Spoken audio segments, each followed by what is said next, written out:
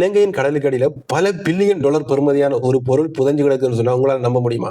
ஆமா, அதுதான் இயற்கை எரிவாயு. என்னன்னு சொன்னா அந்த இயற்கை எரிவாயு இலங்கையின் கடலுக்கு அடியில, அதாவது மன்னார் வளைகுடா பிரதேசத்தில் இருக்குதுன்னு சொல்லி 2011ஆம் ஆண்டு உறுதிப்படுத்துறாங்க ஆராய்ச்சியாளர்கள்.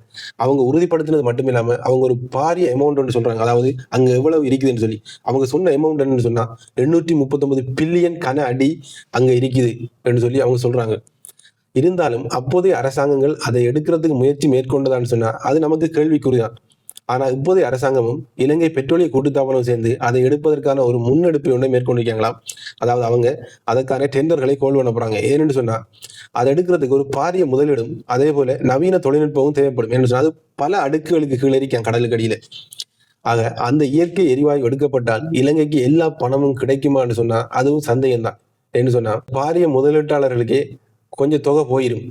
இருந்தாலும் அந்த இயற்கை எரிவாயுவை வச்சு நம்ம நாட்டின் எரிவாயு தேவையை நிவர்த்தி செய்யலாம். அதே போல எதிர்காலத்தில் இலங்கை மக்கள் போலின் லைன் நிக்க வராது என்று நினைக்கிறேன்.